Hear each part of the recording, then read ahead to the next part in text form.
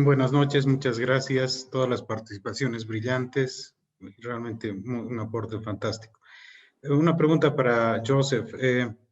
Me preocupa bajo la posible administración y con las salvedades que han explicado del Partido Demócrata dirigido por Biden, ¿cómo serán las relaciones con Estados Unidos, con Israel, Irán y Siria, básicamente con el Medio Oriente en el escenario actual? Muchas gracias. Gracias, Peter. Vivian Ocio, por favor.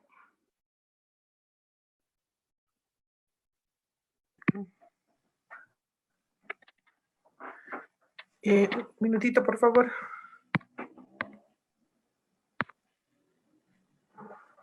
Muy buenas noches, muchísimo gusto de verlos. Es una pregunta muy cortita. ¿Qué continuidad de políticas exteriores podría tener este gobierno? O sea, proyectarse como políticas públicas de relacionamiento exterior con la nueva conformación de los ministros, sobre todo en políticas de salud. ¿Ustedes creen, especialmente tú, Jaime, que va a haber alguna continuidad de este relacionamiento? Gracias. G7, por favor.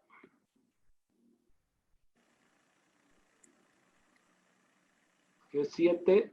Moto G7 tiene que identificarse, pero si quiere tener la palabra, Sí. yo creo que le daríamos a Alberto Celada, que la pidió antes, Raúl. Muy bien, a Alberto entonces, por favor, si tiene el micrófono abierto. Sí, Alberto Celada. Ya está abierto el micrófono. Haga su pregunta. Sí, tengo dos preguntas. Una pregunta para Eduardo Gamarra y otra para Joseph. Las dos son de carácter jurídico y sé que ninguno de los dos está en el mundo del derecho, pero han dicho cosas muy importantes y que incitan a reflexionarlas, a comentarlas y a discutirlas. Mi pregunta para Joseph es la siguiente. Él dice que entre las múltiples cuestiones que pueden irse planteando ante los tribunales por la campaña del presidente Trump, hay una especialmente importante que es de carácter constitucional, así la ha calificado él. Y dice que se refiere, ¿no?, a las reglas que corresponden a cada estado sobre cómo se procesa el sistema de voto por correo. Él encuentra que existe una vulnerabilidad en algunos estados, por ejemplo, en Filadelfia, porque hicieron unos ajustes a esas sus normas sobre el voto en correo hace muy poco tiempo, y que eso podría dar lugar a que se las impugne por ser no constitucionales, y que esto lo resolvería la Corte Suprema Federal. Ahora hago mi pregunta. En el supuesto de que una demanda de ese tipo ante la Corte Federal terminara en un fallo de la Corte Federal que considera, por ejemplo, que las normas últimas adoptadas por la legislatura de Filadelfia son inconstitucionales y por consiguiente han servido de marco a los procedimientos de la forma de votar y de la forma de contar cierto número de votos por correo. Esto trae como consecuencia que se anulan todas las elecciones, se puede decretar la nulidad de toda la elección por ese vicio, o solamente se haría algo con aquellos votos que caen dentro de esa categoría, lo cual me parece muy difícil de determinar. ¿Cómo saber cuáles son los votos que se han hecho con la antigua legislación y cuáles son los que se han hecho con las nuevas legislaciones? Esta es mi pregunta. No sé si está muy enredada mi pregunta, pero esa es mi inquietud que tengo. Y para Eduardo Gamarra tengo otra pregunta también. Disculpe, disculpe, don Alberto, tenemos otros participantes, mil disculpas.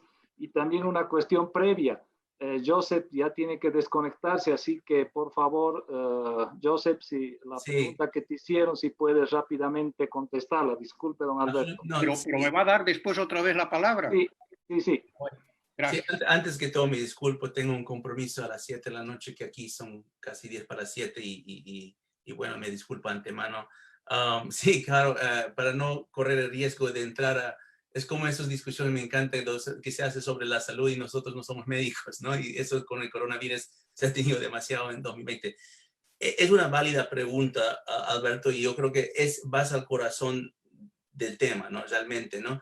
Porque la diferencia donde el profesor Gamarra dice 10,000, yo digo 600,000, tiene que ver con esa última decisión de la fecha, ¿no? Eso es diferente a todos los otros votos de los estados, porque los otros estados han sellado con fecha, dijeron que los votos por correo tienen que llegar tal fecha, tienen que estar sellados por tal fecha. El voto, imagino, que el profesor Gamarra emitió en Florida tenía que ser con esa fecha y el sobre tenía que ir certificado también.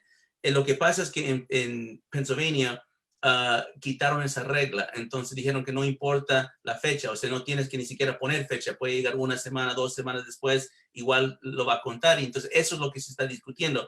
¿Cómo se va a resolver eso? No lo sé, porque hasta lo que tiene que ver también es dónde están los sobres, porque no solo el boleto, que hay que revisar los sobres, porque los sobres van a tener sellos o no van a tener sellos. Me parece muy difícil a este punto hacer una auditoría sobre tantos votos, porque los votos que vinieron por correo eran un número mayor. Entonces, yo no quisiera ver que hagan una decisión de que van a ver inválido una elección, porque creo que eso ya entramos a terreno más complicado. Lo que sí voy a decir es, ese es un tema que hay que resolver. Hay que resolverlo. Y yo también, como profesor Gamarra, tengo confianza en la institución que lo van a resolver. Por eso no tengo el título de abogado, porque no me toca a mí resolverlo. No voy a dedicarme todos mis días a estudiarlo para entenderlo. Voy a entender lo necesario para poder tener una explicación básico, pero yo creo que las cortes tienen que hacer eso. Y te aseguro una cosa, la corte no creo, y yo creo que el Corte Suprema todavía mantiene una independencia del Ejecutivo, no lo van a tomar el tema si es algo académico, si es simplemente 10,000 votos y solo para tener un precedente. No lo van a tomar, porque ¿para qué poner ese estrés sobre el sistema, estrés sobre la electoral, sobre los americanos, los votantes, si es cuestión de 10,000 votos? No lo van a tomar. Pero si es algo que tiene una condición más amplia, que realmente cambia el juego, eso lo vamos a saber muy pronto. O sea, la decisión de separarlo era parte de ese proceso. Eso lo podían dar ese orden antes, que algunos le criticaron a la Corte Suprema por no hacer esa decisión antes, pero dijeron, bueno, tenemos que esperar hasta que haya el voto, porque no sabemos cuánto va a haber. Hay muchas de esas cuestiones. Yo sinceramente digo, yo creo que si quieren seguirlo, síganlo con la Corte Suprema.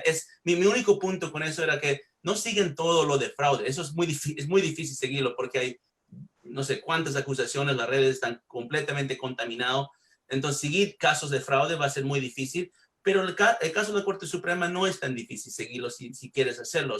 Es un estado prácticamente nomás, y ahí se conocen los jueces. Creo que el profesor Gamarra lo ha dicho, él ha leído las lecturas y las posiciones de los diferentes jueces. Hay juez Kavanaugh, Roberts, bueno, no los puedes nombrar todos, pero hay los jueces que los puedes seguir y ver cómo se va a ver. Eso yo creo que va a ser muy determinante con esta elección, y yo pienso que cualquier cosa que se determina eso, tiene que ser no solo en visión de quién va a ganar, pero en visión de cómo vamos a manejar este tema en 2022, que viene a la vuelta, 2024, que viene también, porque no vamos a que nadie, creo que todos estamos de acuerdo, repetir eso otra vez. No queremos repetir incertidumbre, preguntas al proceso. Ahora, para no quitar mucho tiempo, voy a ir a la pregunta de Peter, creo que era sobre la política exterior, y ahí voy a presumir que, digamos que va a haber un probable presidente electo, Joe Biden, y cuál sería su posición respecto a Irán, a Siria, Medio Oriente. Mire, hay mucha gente que piensa que va a regresar a lo de antes, cuando era vicepresidente con presidente Obama, que es entrar una forma de negociar con Irán, tratar de buscar una forma de levantar sanciones. Es posible que eso es ahí dentro las intenciones, pero sin embargo, y yo creo que ahí es donde entra un poco el Congreso. el Senado, la Cámara de Representantes, pero principalmente el Senado, y esa elección tampoco se ha determinado todavía, y creo que eso es muy importante. Los republicanos están mirando muy bien, creo que están poniendo todo su peso en lo que se llama un runoff que está pasando en Georgia, porque creo que determina un poco la mayoría del Senado. Si el Senado mantiene mayoría republicano, le da como un firewall, una habilidad de asegurar que no va a hacer tantos cambios tan drásticos en poco tiempo. Ahora, la cuestión es, ahorita no estamos en la misma posición donde estuvimos en 2015 cuando firmó el acuerdo nuclear. Lo que a mí me preocupa, y esto sería tema para otra charla, pero lo que les puedo decir es que Irán ha pasado de fases. Pasó de fases de evasión de sanciones, que era la fase prácticamente de 2005 hasta 2015, donde han buscado una cadena global de empresas, de estados, de ciertos aliados, de buscar varios mecanismos de evadir las sanciones que prácticamente lo han perfeccionado, porque a pesar de que ellos han estado no solamente sancionados por Estados Unidos, pero por las Naciones Unidas mediante resolución del Consejo de Seguridad 1747, también ha estado puesto bajo sanciones de la Unión Europea, de Japón, de muchos otros países, han podido todavía mantener sus pagos. Y eso era durante la bonanza de petróleo, donde Irán estaba vendiendo petróleo a pesar de las sanciones. Pero ellos están entrando en una nueva fase, que yo diríamos la fase de 2015 para adelante, y aquí entra mucho importancia América Latina, que no es evadir sanciones, es resistir sanciones. O sea, están buscando nuevos procesos, nuevos métodos, métodos muy novedosos para poder, uno, deslegitimizar el uso de sanciones, y dos, poder manejar métodos de pagos que son alternativa al sistema financiero internacional. Todo el mundo prácticamente hacemos pagos por lo que es las transferencias electrónicas del sistema SWIFT basado en Europa. Pero si sales fuera de ese sistema, si buscas una forma alternativa, prácticamente te vuelves impenetrable en términos de sanciones. Pondría mucha atención y tiempo de lo que están haciendo en conjunto con Rusia, en conjunto con China, en conjunto con Venezuela sobre el tema de criptomonedas, porque no es simplemente un tema de bajo redes ilícitas para hacer pagos, quieren atar el comercio exterior con medios digitales. Y eso creo que Irán ha hecho desde 2015 prácticamente una legitimización de su presencia global en base a comercio exterior para buscar medios digitales alternativas. Y yo creo que estamos en esa fase, y eso es muy diferente a cuando hubo la negociación nuclear anteriormente, cuando era vicepresidente Joe Biden y cuando el presidente era Obama. Entonces yo creo que eso cambia un poco el escenario en ese aspecto, y bueno, ojalá eso dio un poco de explicación a eso. Me encantaría en algún momento, si me invitan otra vez, a entrar y hablar sobre Medio Oriente y sobre el tema geopolíticas, es más o menos más mi fuerte, pero repito, ha sido un gusto compartir con ustedes. Profesor Gamarra, siempre me encanta escucharte, he leído muchas de las cosas, es un placer estar con usted. Embajador, como siempre, a pesar de que por lo menos con el profesor Gamarra tienen la excusa de tener diferencias de estados, nosotros estamos en la misma ciudad, no hemos podido ver este año. COVID-19 nos ha obligado a mantener en casa. Sin embargo, ojalá 2021 nos vamos a poder reunir otra vez. Muchas gracias a Bolivia por toda su atención, y saben que mi corazón, por ser hijo de bolivianos, está con ustedes también, porque la lucha nuestra, es la lucha suya, y muy agradecido por su atención. Gracias. Gracias, Joseph. Yo voy a reemplazar un momento a Raúl, que ha tenido alguna dificultad. Este tema del Internet es una tragedia, creo, en todo lado. Siga, don Alberto, con la segunda parte de su pregunta, después Carlos Lacerna y luego el Marqués de Tiquipaya, antes de volver con nuestros presentadores. Bueno, gracias, José. Brevemente, mi primera pregunta para Eduardo Gamarra está bien jurídica. Él ha dicho con mucha claridad que uno de los objetivos, una de las metas de esta acción de judicialización que está llevando adelante Trump es frenar el proceso de certificación por 2 o 3 estados, o los 4 estados que quedan pendientes aún. Lo cual me parece un objetivo muy claro, muy preciso, pero peligroso. Mi pregunta es, para lograr eso, necesita la campaña de Trump iniciar litigios, pleitos en los tribunales estatales de los respectivos estados, o también puede recurrir a la Corte Suprema. Y en los dos casos, ¿qué es lo que puede alegar para lograr que a través de un fallo, directo o indirectamente, quede frenado un proceso de certificación? Y mi otra pregunta ya es de carácter político, ¿no? Para los que vemos de afuera las cosas, nos queda siempre la sensación de que el voto se dirige en los estados de mayor población y en las ciudades, en las grandes ciudades, sobre todo a los demócratas y no a los republicanos. Vale decir que el voto está un poco orientado en ese sentido. Los conservadores están más en el mundo rural y de las pequeñas ciudades. En cambio, los liberales parecen estar más viviendo en las grandes ciudades y en los estados con mayor población. ¿Es así o no es así? Gracias. Gracias, don Alberto. Carlos Lacerna. Ya, para Eduardo Gamarra, la pregunta es breve. Cuando explicabas y nos describías cuál parece ser la estrategia del Partido Republicano respecto a la instalación del colegio electoral, mi pregunta es prácticamente operativa. ¿El colegio electoral se instala sí y solo si está la certificación de los 50 estados, o hay algún porcentaje que no certifique y aún así funciona el colegio antes de pasar al Congreso? Eso es. Gracias, Carlos. El marqués de Tiquipaya, el noble Soruco.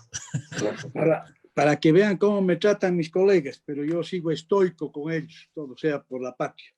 Mucho cuesta crear para la patria.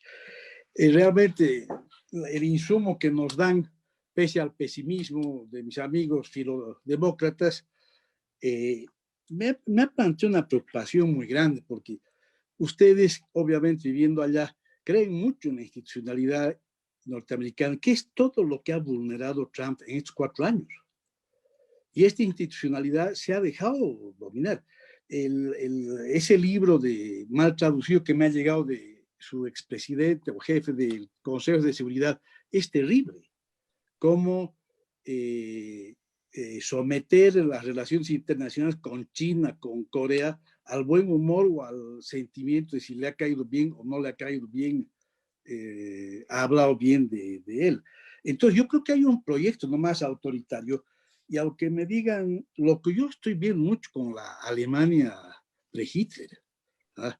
Es decir, masas obreras que apoyan a líderes, a caudillos totalmente outsiders, que hablan, van a la iglesia, pero como decías, hacen lo que les da la gana, y la gente cree. Es decir, hay un cambio radical que me asusta mucho, porque la historia nos ha mostrado que después de estas convulsiones, como se puede avanzar, también se puede pegar unas retrocedidas brutales. Y yo creo que este hombre, en esta actitud de este último tiempo, con el nombramiento de sus íntimos en el Ministerio de Defensa, con los juicios que amenaza, la declaración del canciller diciendo que va a ser una transferencia suave porque va a ser Trump elegido, te está minando esa institucionalidad democrática, y creo que hay medio confiando en que la institucionalidad se va a imponer. Ahí se está creando un huevo de la serpiente tremendamente peligroso que va a cambiar radicalmente el mundo si tiene victoria. La otra cosa que me ha asustado de don Joseph, 2 cosas me han asustado de don Joseph y que veo si son ciertas o no.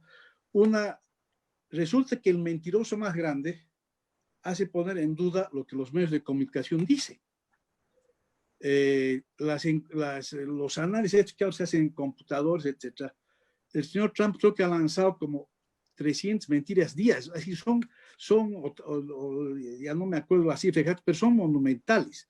Y ellos van a plantear que los medios son los que hablan operías con se dice que son racistas, el Trump, ¿no? Es decir, es de las cosas que me preocupan, porque están viendo la realidad como quieren verla y no como lo que está haciendo, que se junta con el desprecio al voto, ¿no? Es decir, para el señor Joseph es tan legítima y buena la elección de 15 ciudadanos que desprecia 70 y tantos millones de dólares y una diferencia de 6 millones, perdón, de dólares, de votos, discúlpenme mi emoción, pero me ha dejado bien preocupado. Si ese pensamiento está presente en la academia, yo me pongo a llorar, porque es el mismo de Evo, es el mismo de Manfred Reis Villa, el mismo del señor Camacho, el mismo de la Cristina Kirchner, donde obviamente se están vulnerando las bases de un sistema democrático racional. Y por último, una cosa que no se ha tocado es un desplante del órgano judicial al voto popular. Yo creo que podría tener repercusiones internacionales. La felicitación del bloque de la Unión Europea, menos 2 o 3, que son los más fachos de los fachos que hay, China hoy día, la llamada del Papa ayer a Biden, que no se ha dado nunca, es decir, sería una cosa muy atroz, yo creo, que la Corte diga, el presidente es el señor Trump, porque ha habido 3 votos recibidos después de la elección, estoy graficando, y por eso quisiera pedirse a ustedes, Jaime y Eduardo, que me expliquen, porque me asustó el señor Joseph. Gracias, Juancho. ¿Quién primero, Eduardo o don Jaime Aparicio? Don Jaime Aparicio, su micrófono, por favor. Listo, gracias. No, muchas gracias. Estas preguntas son realmente la esencia del debate acá. Primero, sobre la política exterior de lo que presumiblemente va a ser el nuevo gobierno. Va a ser una ruptura muy grande en la dirección de la política exterior. Estados Unidos va a regresar a su política con el Atlántico, con la Unión Europea, van a tomar distancia de Rusia, por supuesto, van a tener un soft power no confrontacional, pero con muchos problemas con China, y van a tener una política de apoyo a la democracia en América Latina, digamos, mucho más generalizada. Van a buscar buenas relaciones con todos los países, pero esto es en la orientación que va a dar el nuevo presidente. En la ejecución, la planta burocrática, digamos, que maneja la diplomacia de Estados Unidos, siempre ha sido demócrata. Ahora mismo, con todos los conflictos que han habido en el Departamento de Estado y embajadores que han renunciado y se han salido, la gran planta burocrática de la diplomacia americana es en su gran mayoría demócrata y van a seguir, digamos, manejándose con cierta cautela, pero con ideas mucho más claras respecto al escenario internacional. O sea que en la base va a haber cierta continuidad, pero en el liderazgo va a haber un cambio tanto en lo simbólico como en lo real muy grande respecto a la nueva política exterior americana. Sobre todo si viniera un señor como Burns, por ejemplo, como secretario de Estado, que ha estado dirigiendo el Carnegie Institute y un hombre con mucha experiencia intelectual que ha escrito mucho sobre cómo reconducir las relaciones internacionales de Estados Unidos. O sea que ahí yo creo que va a haber un cambio positivo. Ahora, lo que hablaba Juancho, yo soy mucho más optimista. Primero, yo creo, espero no equivocarme, que creo con gran seguridad que el próximo presidente va a ser Joe Biden. Es evidente que vivimos, como dijo Alberto Celada, con mucha presión. Yo vivo en una ciudad como Washington, donde es muy difícil encontrar a alguien que apoye a Trump. Uno puede salir a caminar todo el día por acá y difícilmente va a encontrarse con una persona que haya votado o que apoye a Trump. Y si uno vive en Nueva York es mucho peor, o en San Francisco, o en Los Ángeles. Ahí Trump no tiene votos. Realmente su voto es en el Midwest americano, en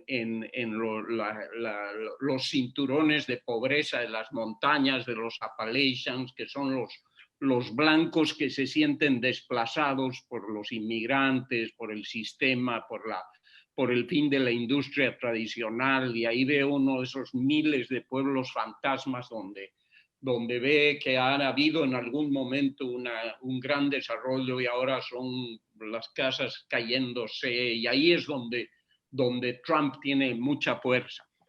Pero yo creo que acá va a funcionar la división de poderes, aunque el balance de la Corte Suprema es a favor de los republicanos, en su gran mayoría es gente seria. O sea, la Corte Suprema de Estados Unidos todavía es una corte que falla en derecho. O sea, no van a correr el riesgo de propiciar una especie de presidencia ilegítima. Y además el sistema liberal tradicional ya ha decidido quién es presidente, ¿no? Por eso muchos republicanos se quejan por esta narrativa de los periódicos grandes de Estados Unidos desde los primeros días, que en cierta medida tenían un componente emocional, ¿no? O sea, la gente estaba harta del presidente Trump, eso es indudable. Y ha sorprendido que tengan ese tipo de votación tan grande y que los latinos, aunque Eduardo lo ha aclarado, pues yo nunca dije que habían ganado, pero sorpresivamente muchos latinos han votado por Trump, y creo que sobre todo nicaragüenses, venezolanos, colombianos lo han hecho porque se han sentido mucho terror cuando alguna gente como Sanders y Ocasio-Cortez hablaban de socialismo. Eso ha aterrorizado a muchos votantes emigrados de estos países. Por ejemplo, si uno entra a las redes bolivianas en Washington, que son muy grandes, va a ver que ahí ha habido un apoyo masivo a Trump de los bolivianos, y eso es nuevo. Y todo está, ¿por qué? Porque percibían que una administración demócrata iba a ser mucho más suave con el régimen de Evo Morales que una posible administración Trump. Entonces, hay todos estos problemas. Esta es una sociedad muy dividida culturalmente, sobre todo. Los grandes conflictos de estos próximos años van a ser culturales, y vamos a ver cómo los maneja Biden. Pero yo creo que más allá de toda esta discusión que hemos entrado y las posibilidades un poco de que la justicia cambie la voluntad popular, finalmente no se van a dar. Acá hay la impresión, yo siento claramente en el ambiente, en el Congreso, que paulatinamente todos están llegando a la conclusión de que más allá de los berrinches de Trump, lo mejor para el país es ya salir adelante y tener un presidente electo que se posesione el 21 de enero. Entonces, yo no lo vería tan dramáticamente este tema. Gracias. Gracias, don Jaime. Eduardo, y a modo de cerrar también el evento, porfa. Listo, claro que sí.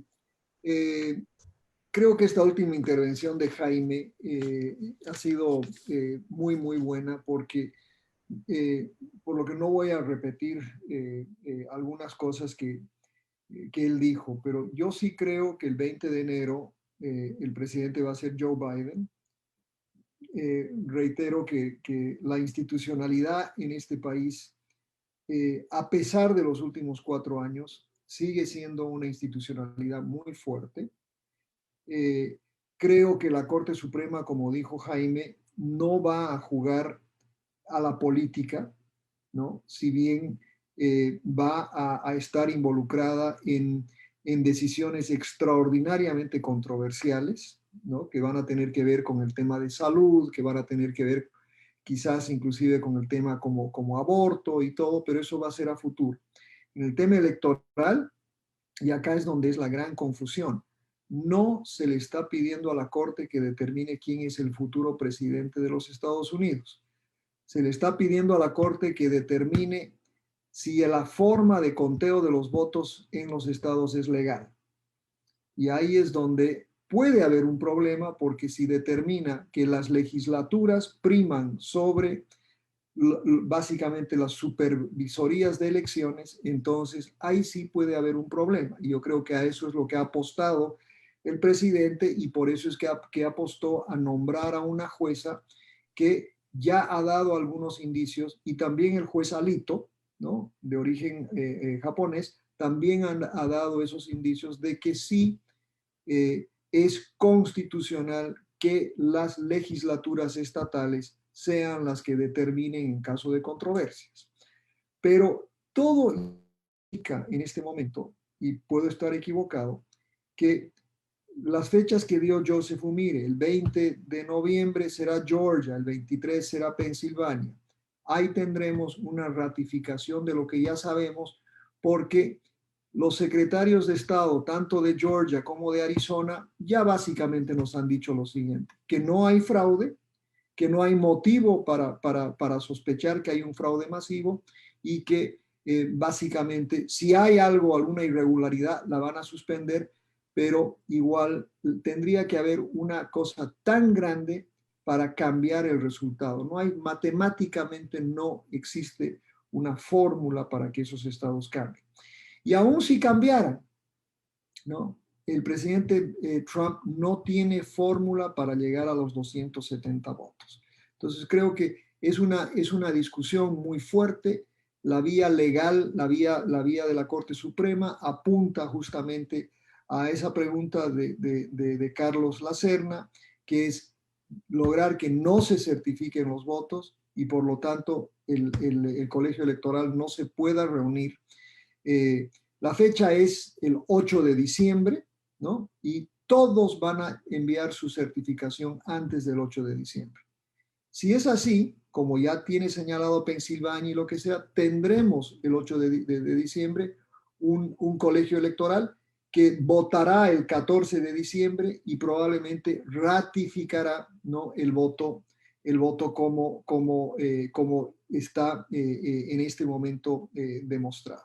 Entonces, en ese sentido, yo, Marqués, le digo que yo creo que sí estamos, al menos quizás es wishful thinking, ¿no? Yo sí creo en la institucionalidad de este país y creo que el 20 de enero tendremos un presidente y habrá pues editoriales, quejas, etcétera, pero más que nada creo que el debate va a ser en torno a quién gana esos 2 escaños en Georgia, qué composición tiene la Cámara del Senado, y después yo creo que ya están con la mente puesta en el 2022 y el 2024, ¿no? Y como Joseph Umire dice, yo sí creo, estoy de acuerdo con él, no en todo, pero en eso sí, creo que es muy importante el debate que se va a dar en torno a si el voto por correo es la forma de ir hacia el futuro. Y creo que sí, porque algo que es muy interesante, y veo ahí una pregunta de Q7, la gente Q7, ¿no?, que los demócratas votaron masivamente por ¿cómo se llama?, por correo, pero ahora sabemos que también los republicanos votaron masivamente por correo, ¿ya? Entonces, no es solo una, si bien más demócratas votaron por correo, también hay un gran caudal de votos de parte de los republicanos que votó por correo. Y lo que sí sabemos, y esto para contestarle la pregunta directamente, lo que sí sabemos es que si hubo fraude en el voto por correo, es absolutamente mínimo, absolutamente mínimo. Y es más, en las instancias de fraude que yo conozco, que han sucedido en este país, después del 2016, el presidente Trump dijo que los 3 millones de votos por Hillary habían sido votos de indocumentados. Él los denominó ilegales, ¿no?, los ilegales mexicanos, etc. Y formó una comisión que investigó el fraude. Y cuando presentaron el resultado de esa investigación, resulta que solo eran 8 personas las que habían votado de manera irregular. O sea, no 3 millones, sino 8. ¿Okay? Ese mismo año hubo una instancia de fraude masivo en el estado de Carolina del Norte, en una contienda por una carrera local. Resulta que el fraude montado fue por el Partido Republicano. ¿Y qué sucedió? ahí sí se anuló toda la votación y se convocó a un nuevo proceso electoral. En este proceso, o sea, tendría que haber un fraude tan masivo para que se anule todo el proceso. Eso no va a resultar. Tampoco va a haber una demostración de un fraude tan grande como para anular los resultados, ni siquiera en los estados que están siendo cuestionados. Por lo que creo que vamos a tener certificación, vamos a tener un voto electoral el 14 de diciembre, el 6 de enero el Congreso ratificará el resultado y el 20 será posesionado el nuevo presidente.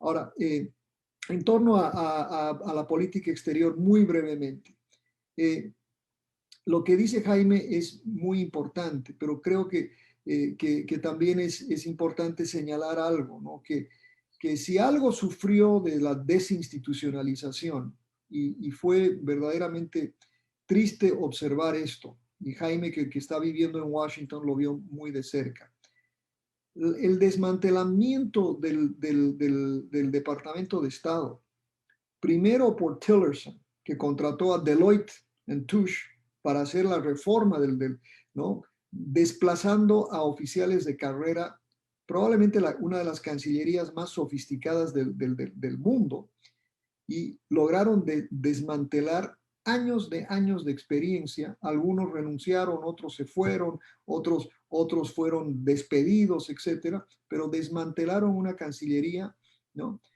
Y la política exterior pasó a ser extraordinariamente personalizada y además con una dosis de nepotismo que verdaderamente para un país como este fue muy sorprendente. Su yerno y su hija fueron a negociar, ¿no? La famosa paz en el Medio Oriente, ¿no? Las relaciones entre Israel y los Emiratos Árabes, todo negociado por Jared Kushner.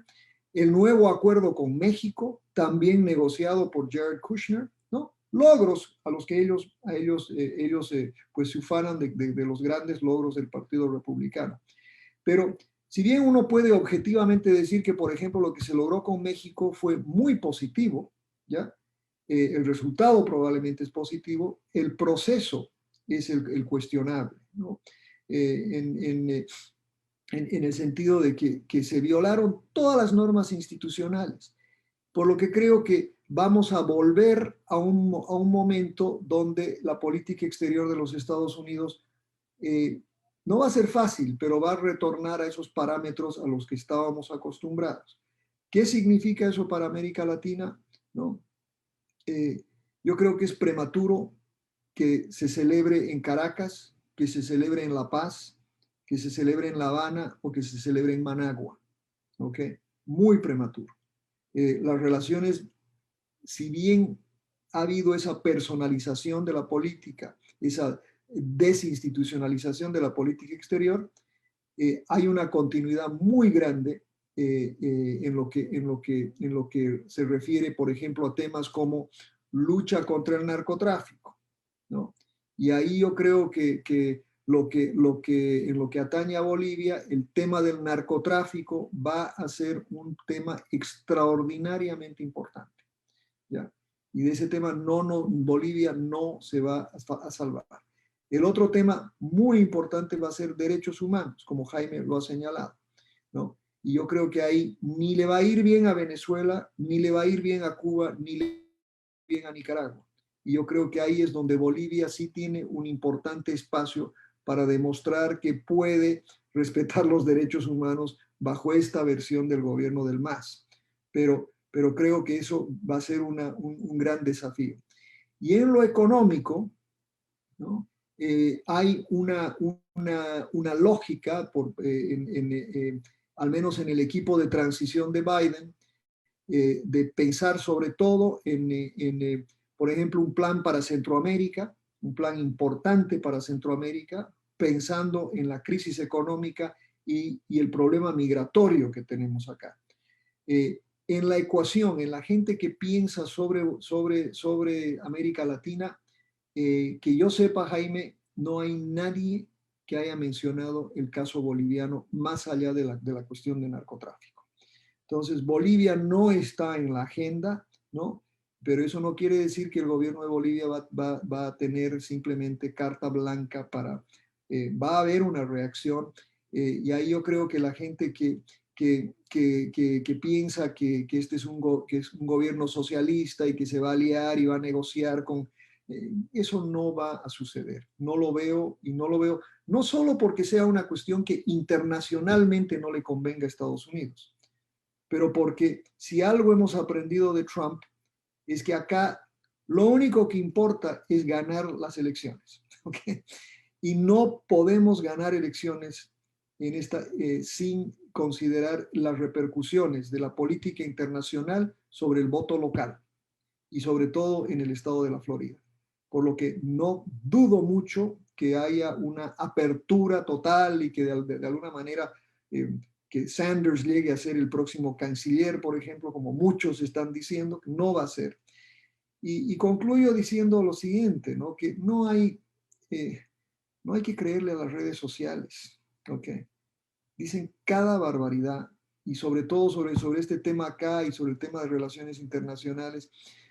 Conozco algunas de esas redes a las que menciona Jaime, y sí, el trumpismo ha calado profundo en América Latina. Hay subsidiarias de QAnon en Colombia. O sea que, entonces, esas teorías de conspiración han sido muy fuertes en América Latina. En Bolivia, la última vez que estuve, el nombre que yo más escuché fue el nombre de George Soros, ¿no? George Soros es el culpable de todo lo malo que pasa en Bolivia, de todo lo malo que pasa acá y todo lo malo que pasa en el mundo. Y esa es la acusación antisemita más común, ¿no? Que sale precisamente de QAnon y de todo el supremacismo blanco en este país. ¿Okay? Bueno, me quedo con eso, sé que hay mucho más.